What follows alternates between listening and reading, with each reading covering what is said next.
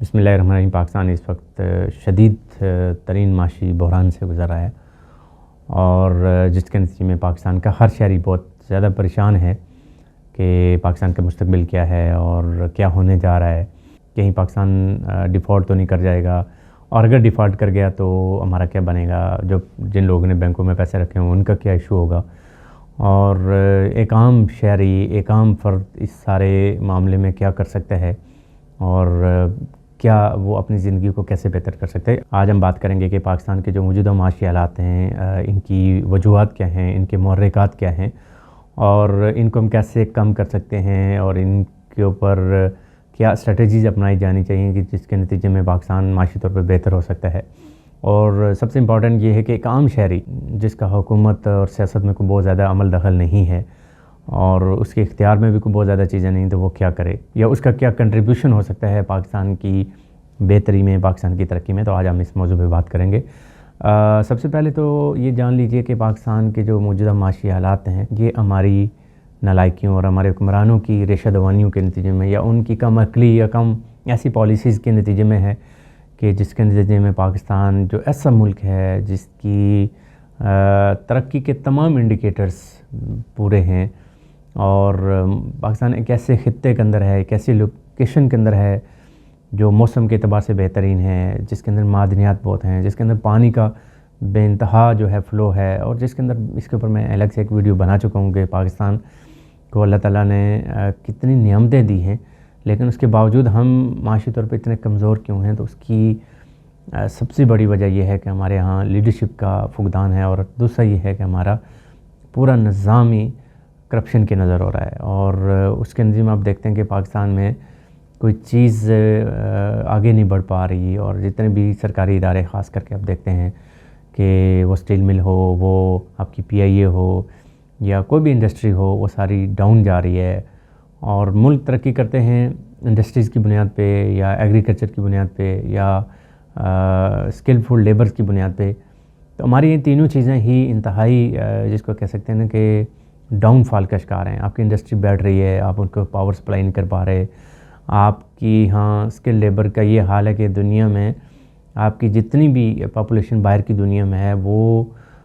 उसमें से 95% लोग इन 4 कैटेगरीज़ के अंदर हैं जो नॉन स्किल्ड लेबर के अंदर आते हैं, यानी कि बहुत ज़्यादा हाईली स्किल्ड लेबर नहीं शुमार होती। इसमें सबसे बड़े पैमाने पे आपके लोग हैं जो ये दिहाड़ीदार मज़दूर हैं। कंस्ट्रक्शन के अंदर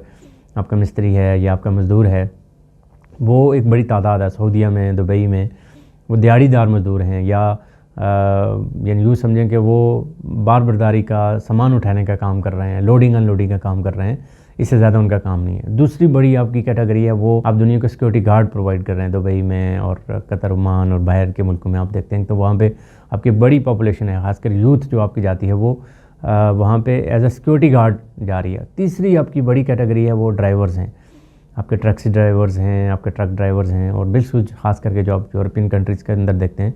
तो हमारी एक बड़ी तादाद में लोग टैक्सी ड्राइविंग करते हैं। और चौथी जो आपकी बड़ी खेप है जो आप भेज रहे हैं वो आपकी मेस के अंदर या होटलिंग के साथ वो बचता है और ख़ास करके उसमें वेटर्स हैं, कम वहाँ पे शेफ़ हैं। इसके अलावा आप तो दुनिया में अगर आपकी टोटल दुनिया को अपने लेबर दी है तो वो 5% से भी कम है जो कहीं IT एक्सपर्ट्स हैं, जो कहीं मैनेजरियल रोल्स के अंदर हैं या किसी बैंकिंग सिस्टम के अंदर हैं, तो बहुत कम लोग हैं। और पाकिस्तान में भी यही हाल है कि आपके यहाँ बहुत ज़्यादा जो IT की स्किल की बात कर लें तो वो नहीं है। तो एक तो वजह यह है कि तीसरा इसी तरीके से आप देखते हैं कि आपके यहाँ जो एग्रीकल्चर है, पाकिस्तान एक एग्रीकल्चर लैंड है और इस वक्त पाकिस्तान में गंदम का शदीद बहरान है और आटा कितना महंगा हो चुका है, दालें कितनी महंगी हो चुकी हैं और प्याज इस वक्त किस रेट पे है, आप सारी इस चीज़ से वाक़िफ़ हैं। अलमिया ये कि पाकिस्तान का जो एग्रीकल्चर लैंड है उसको उस तरह से आगे नहीं बढ़ाया गया और बिल्कुल कुछ माफियाज़ ने, मैं एक मिसाल देता हूँ। पाकिस्तान में बड़ा क्वालिटी का आम होता है ये मुल्तान और सिंध में, जबकि शुगर माफिया ने क्या किया कि उसने बाग उजाड़ दिए और उसकी जगह गन्ने को फ़रोग दिया। क्यों? गन्ना जो है वो बहुत ही उनके लिए आसान है, एक 6 महीने के अंदर फसल हो जाती है और अच्छी भली फसल हो जाती है और वो चीनी ज़र हमारे इस वक्त हमारी खुराक का एक बुनियादी हिस्सा बन चुकी है اور اس کے نتیجے میں کیا ہے کہ آپ اس میں پیسہ بھی زیادہ کماتے ہیں، اور گندم کی جگہ کپاس کی جگہ اور آم کی جگہ آپ نے گنا اگانا شروع کر دیا، تو یہ ظاہر ان چیزوں میں کمی آنا شروع ہو گئی۔ پھر سبسڈی نہیں دی جا رہی، بیج اچھا مہیا نہیں کیا جا رہا، اور اسی طریقے سے آپ دیکھتے ہیں کہ نہری نظام جو ہے وہ جو آج سے 70 سال پہلے جو نہری نظام بنا تھا وہی چل رہا ہے۔ آپ کے کے پی کے جنوبی اضلاع، آپ کے سندھ کے کافی سارے اضلاع اور بلوچستان تقریباً پورا آج بھی پانی کی ایکسیس میں نہیں ہے، جبکہ ایک طرف آپ یہ دیکھتے ہیں کہ پاکستان کے پاس اتنا پانی ہے کہ ہر دوسرے تیسرے چوتھے سال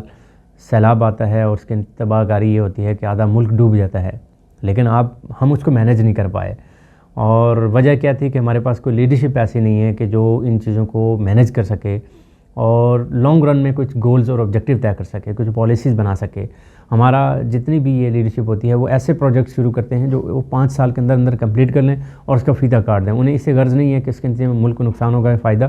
ان کو یہ ہے کہ ہم پولیٹیکل گین حاصل کر لیں گے، ہمیں ایک سیاسی پوائنٹ سکورنگ مل جائے گی۔ تو جب تک آپ کی ایک ایسی لیڈرشپ نہیں آتی جو واقعی پاکستان کے ساتھ مخلص ہو، جو واقعی ایک ویژن رکھتی ہو، اس کا مطمئن نظر یہ نہ ہو کہ میں نے ان 5 سالوں میں عوام کو بیوقوف کیسے بنانا ہے یا عوام کی داد کیسے وصول کرنی ہے۔ اور ہماری عوام کا المیہ یہ ہے کہ ہر فرد یہ چاہتا ہے کہ میری ذات کو فائدہ ہو جائے، پبلک کو فائدہ ہو یا نہ ہو۔ میں اپنے علاقے میں دیکھتا ہوں کہ جب کبھی کوئی منسٹر بات کرتا ہے یار ہم مین روڈ کے اوپر کام کرتے ہیں، تو ان کے جو ورکر یا سپورٹر یا ان کے چیلے چمٹے ہوتے ہیں وہ یہ چاہتے ہیں کہ جی آپ ہمیں لنک روڈ ہمارے گھر تک دے دیں، بھلے آپ مین روڈ نہ بنائیں۔ بھائی جان مین روڈ بنے گی تو سارے لوگ اس پہ ٹریول کریں گے، آپ کی روڈ پہ تو آپ 2-4 لوگ ٹریول کر رہے ہوں گے نا۔ تو المیہ یہ کہ ہمارے ہاں کولیکٹیو اپروچ نہیں ہے، ہمارے یہاں انڈیویجول اپروچ کے تحت ہم چل رہے ہیں۔ آئی می مائی کے اوپر پوری سوسائٹی ہے، وی اوور اس کے اوپر سوسائٹی نہیں ہے۔ تو پہلا کام ہمیں یہ کرنا چاہیے کہ سوسائٹی میں اویئرنیس دی جائے کہ ہم کولیکٹیو اپروچ کے اوپر جائیں۔ ہم انڈیویجول اپروچ کے اوپر جب تک رہیں گے تب تک ہم ایک دوسرے کی ٹانگیں کھینچتے رہیں گے اور ہم ایک دوسرے کو نیچا دکھاتے رہیں گے، کبھی بھی ہم ترقی نہیں کر پائیں گے۔ اور دوسرا کام یہ ہے کہ ہم ایسی لیڈرشپ کو آگے لے کے آئیں جس کے پاس کوئی ویژن ہو، جس نے کوئی ڈیلیور کیا ہو، کوئی خدمت کی ہو، جس کو پبلک کا درد ہو، جو پبلک میں رہنا جانتا ہو، جس کے عالیشان محلات نہ ہوں، جو عالیشان بنگلوں میں نہ رہتا ہو، یا جو ساری زندگی باہر، یا جس کے بچے باہر ہوں اور وہ خود بس شوگر لگانے کے لیے آتا ہو، اور اسے پتہ ہو کہ جس دن میرا اقتدار ختم ہوگا اور میں یہاں سے پھوڑیا بیسر بند کروں گا اور میں بھی اس ملک کو چھوڑ کے چلا جاؤں گا۔ ایسی قیادت کو کبھی بھی ملک کے ساتھ بہت زیادہ دلچسپی اس لیے نہیں ہے کہ اس کی کوئی چیز اسٹیک میں نہیں ہے، کوئی چیز اس کی خطرے میں نہیں ہے، اس کا کوئی نقصان نہیں ہونے والا۔ اس کا حال یہ ہے کہ جب تک اس کو موقع مل رہا ہے عیاشی کر رہا ہے، پروٹوکول لے رہا ہے، اور جب اس کا موقع مل گیا تو وہ اٹھا کے۔ اب دیکھتے ہیں پاکستان میں کیا ہو رہا ہے، آپ کے سیاستدان، آپ کے بیوروکریٹس، آپ کے جرنیل سب کہاں ہیں؟ پاکستان میں تو ان کو کچھ بھی نہیں ہے، نہ ان کے بچے ہیں، نہ ان کی جائیداد ہے، نہ ان کا بینک بیلنس ہے، نہ ان کا فیوچر ہے۔ وہ فیوچر ان کا پاکستان کے ساتھ تب تک ہے جب تک کہ وہ پاکستان میں کچھ عرصے کے لیے ہیں۔ تو عوام کو یہ چاہیے کہ وہ ایسی لیڈرشپ کا، ایسی قیادت کا چناؤ کریں، ایسی لیڈرشپ کو الیکٹ کریں جو واقع ہی اس کے اندر رہنے والے ہوں، نہ کہ ابھی حال ہی میں ہمارے ہاں بلدیاتی الیکشن ہوئے، ایسے لوگ بھی الیکشن میں تھے جو خود پاکستان میں موجود ہی نہیں تھے، اور اچھے بھلے ووٹ ان کو بھی پڑ گئے، بھلے نہ وہ کاغذ جمع کرواتے وقت موجود تھے، نہ وہ الیکشن کے دن موجود تھے، لیکن لوگوں نے اس کو، یا کوئی آیا ہے سب کو پتہ ہے کہ اس نے چھٹی 2 مہینے کی 3 مہینے کی چھٹی پہ ہے، یہ واپس چلا جائے گا، لیکن لوگ اس کو بھی ووٹ دے رہے ہیں۔ تو یہ المیہ یہ ہے کہ ہم خود ٹھیک نہیں ہونا چاہتے۔ اور تیسرا جو کام ہے وہ ہمارے جو بہت بڑا پرابلم ہے، ہمیں اپنی امپورٹ کو کم سے کم کرنا ہوگا اور اپنی ایکسپورٹ کو بڑھانا ہوگا۔ امپورٹ کا عالم یہ ہے کہ ہمارے ہاں ہم اربوں نہیں کھربوں ڈالرز سالانہ پیٹرول ڈیزل کی مد میں ہم خرچ کر رہے ہیں۔ ہمارے پاس کوئی اس کا الٹرنیٹو ابھی تک کوئی ذریعہ نہیں کہ ہم اس کھربوں ڈالرز کو جو ہم جلا رہے ہیں ایندھن کی صورت میں، گاڑیوں کے ایندھن کی صورت میں، اس کا کوئی ہمارے پاس الٹرنیٹ نہیں ہے، اور نہ ہمارے یہاں کوئی کلیکٹیو سوچ ہے کہ ہم انڈیویجول، آپ کبھی صبح میں سفر کریں فیض آباد سے ٹورڈز آپ چلے جائیں کاکپل یا آگے ٹی چوک کی طرف، ہزاروں گاڑیاں، مطلب لٹرلی آپ فیض آباد سے لے کر کم از کم جو ہے وہ کاکپل تک آپ دیکھیں گاڑیوں کی بمپر سے بمپر جڑے ہوتے ہیں، اتنی گاڑی ہوتی ہے۔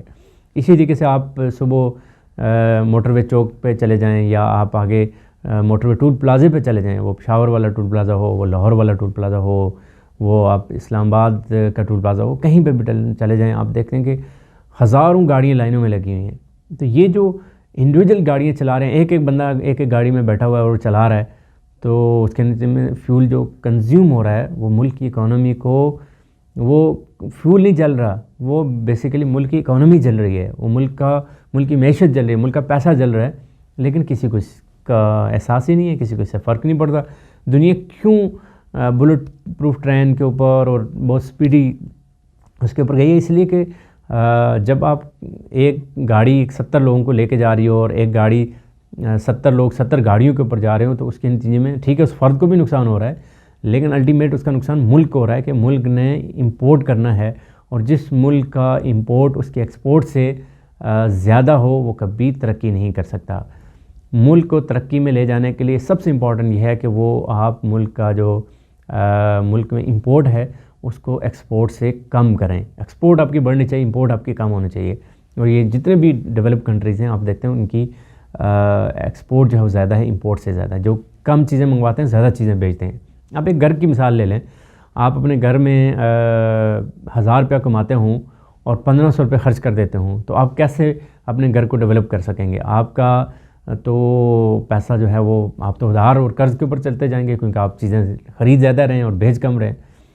تو اچھا، دوسری چیز جو ہمارے ہاں سب سے زیادہ امپورٹ میں آ رہی ہے وہ ہے آئی ٹی کا سامان، موبائل، ٹیلی کمیونیکیشن، لیپ ٹاپس، کمپیوٹرز، اور یہ ہمارا اس وقت اب دیکھیں پاکستان میں کوئی لگ بھگ 12 کروڑ لوگ موبائل یوز کر رہے ہیں، اور ایوریج ایک بندہ میں کہتا ہوں کہ 2 سال کے بعد یا 3 سال کے بعد موبائل چینج کرتا ہو، تو آپ اندازہ کر سکتے ہیں کہ 3 سال کے بعد 12 کروڑ موبائل چینج ہوتے ہیں۔ حالانکہ 3 سال تو کم ہی موبائل چلتا ہے، ادروائز تو سال سوا سال کے بعد، اور بالخصوص ہماری نوجوان نسل تو شوقیہ موبائل چینج کرتی ہے۔ اور پھر انٹرنیٹ دنیا نے بھی ہمارا دیکھ لیا کہ ہمیں انٹرنیٹ کے ساتھ خاصی دلچسپی ہے، تو جی یہ اب 2G والا موبائل ہے، پھر 3G والا موبائل ہے، اب 4G کا موبائل ہے، اور اب آ رہا ہے جو 5G کا۔ تو آپ کے پاس 4G کا موبائل ہے تو وہ 5G کو سپورٹ ہی نہیں کر رہا، لہٰذا آپ کو چینج کرنا پڑے گا، اور وہ 4G جو موبائل ہیں وہ سارے obsolete ہوتے چلے جائیں گے۔ ہمیں آئی ٹی کے اندر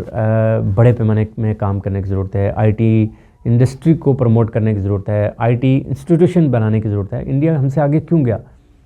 جبکہ اس کے لیے ہم سے زیادہ چیلنجز تھے۔ اس کا سب سے بڑا چیلنج تو یہ تھا کہ وہ ہم سے 6 ٹائمز زیادہ پاپولیشن کا ملک تھا، اتنی بڑی پاپولیشن کے ملک کو، اور غربت انتہائی غربت تھی، لیکن اس نے ایک کام کیا، اس نے آئی ٹی پہ انویسٹ کیا، آئی ٹی کے ادارے بنائے،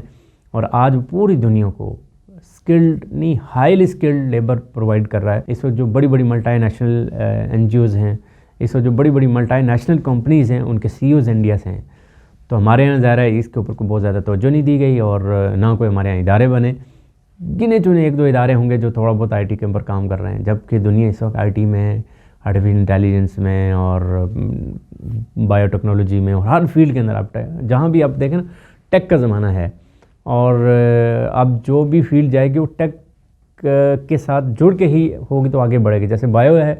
ڈاکٹر کو اگر ٹیکنالوجی نہیں آتی تو وہ ڈاکٹر بھی کامیاب ڈاکٹر نہیں ہوگا۔ آج کے دور کے جدید ٹیکنالوجی کے ساتھ وہ اگر وابستہ نہیں ہے، یا ٹیچر ہے وہ اگر ٹیکنالوجی سے الائن نہیں ہے تو کامیاب نہیں ہوگا۔ تو ٹیکنالوجی آپ کی زندگی کے ہر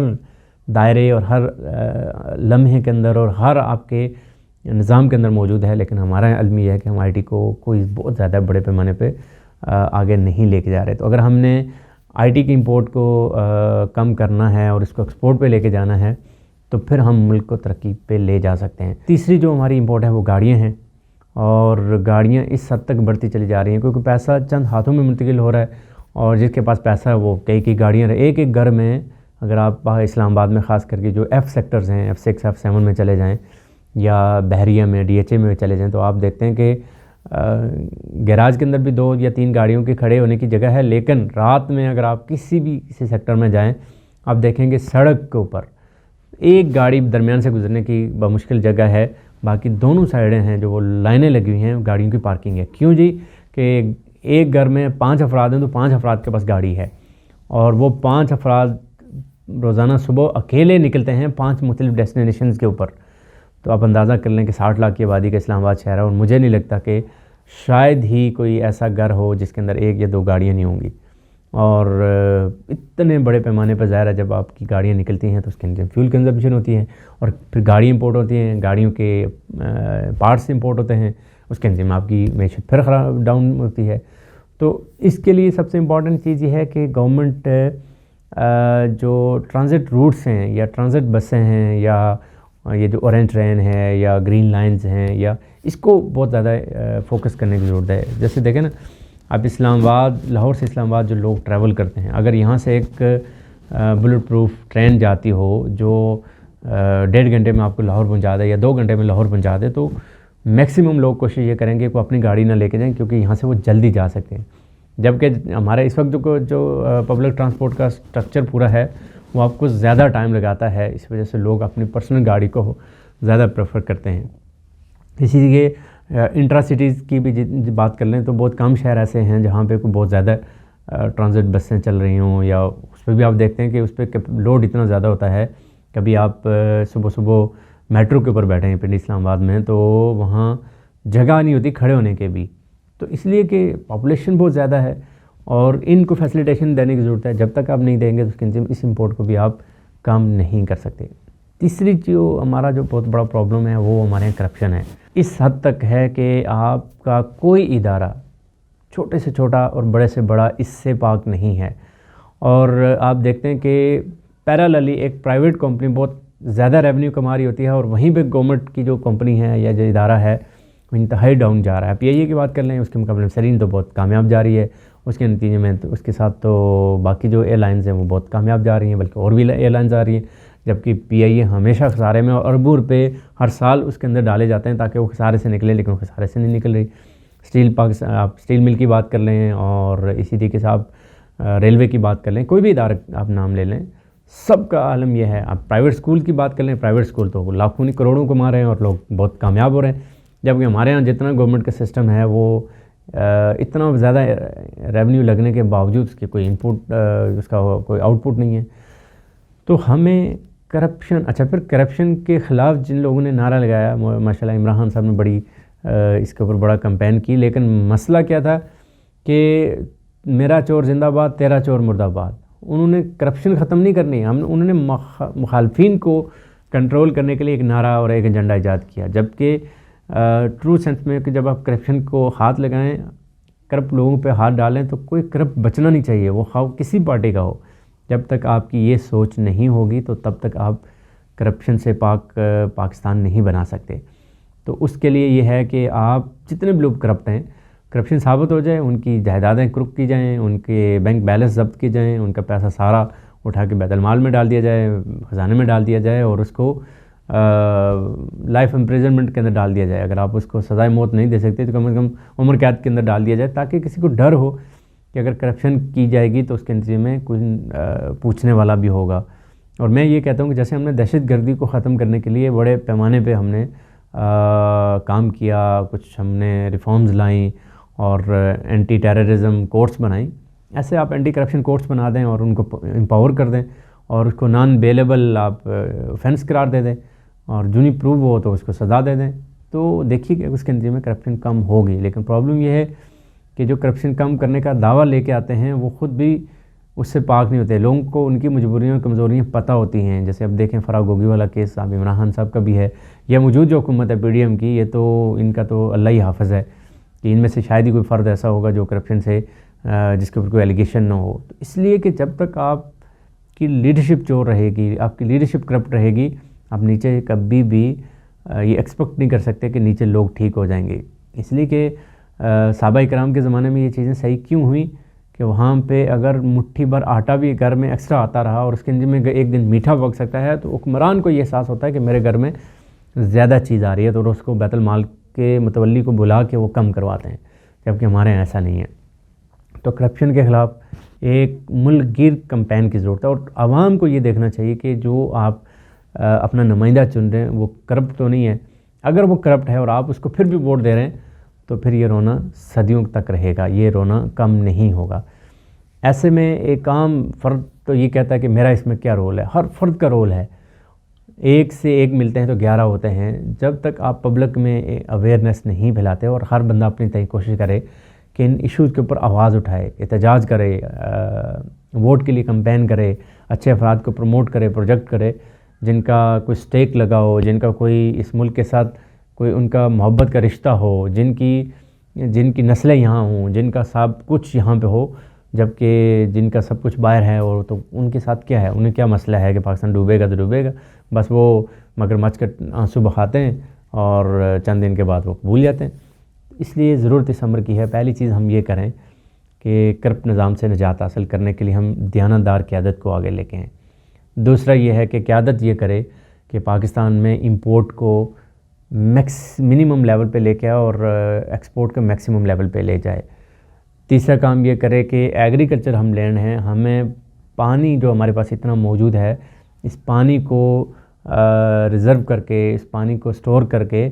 ہم ڈیمز بنائیں, اور ہر جگہ پر ڈیم بنائیں. ہم چھوٹے چھوٹے محلوں کے اندر چھوٹے چھوٹے ڈیمز بنائیں. جیسے دیکھیں نا, ایک فرد اٹھتا ہے عامر خان انڈیا میں, اور وہ پانی فاؤنڈیشن بناتا ہے, اور ماسٹریا ان کے ایک ریاست ہے, اس کے اندر وہ پانی کی کمپین کرتا ہے, جس کے اندر 52,000 لوگ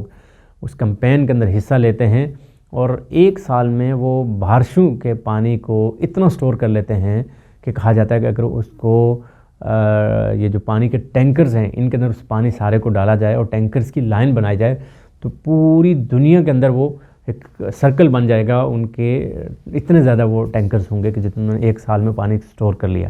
پانی تو سمندر میں چلا جاتا ہے, اگر آپ سٹور نہیں کریں گے تو پانی سمندر میں چلا جائے گا. اس لیے کہ آپ پانی سٹور کریں گے, آپ کا زیر زمین پانی کا لیول اپ ہوگا, اور آپ کے پاس پانی ہوگا جب آپ کے پاس ضرورت ہے گرمیوں میں پانی کی یا مختلف موسموں میں پانی کی ضرورت ہے, تو آپ اس کو استعمال کر سکتے ہیں,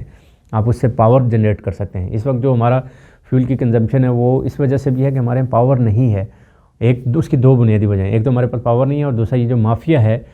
پیٹرول ڈیزل کا مافیا ہے, جن کے پیٹرول پمپس ہیں اور جن کے کاروبار ہیں, انٹرنیشنل دنیا بھی اس میں ظاہر انوالو ہے, سعودیہ ہے یا روس ہے یا باقی جن کا پیٹرول کا ظاہر پورا بزنس ہے, وہ نہیں چاہتے کہ پاکستان میں بھی کوئی الیکٹرک گاڑیاں آئیں, الیکٹرک کے اوپر چیزیں کنورٹ ہوں. اگر وہ ہو جائیں گے تو ان کا بزنس ڈاؤن ہوگا. تو ضرورت اس امر کی ہے کہ ہم پانی کو استعمال کریں,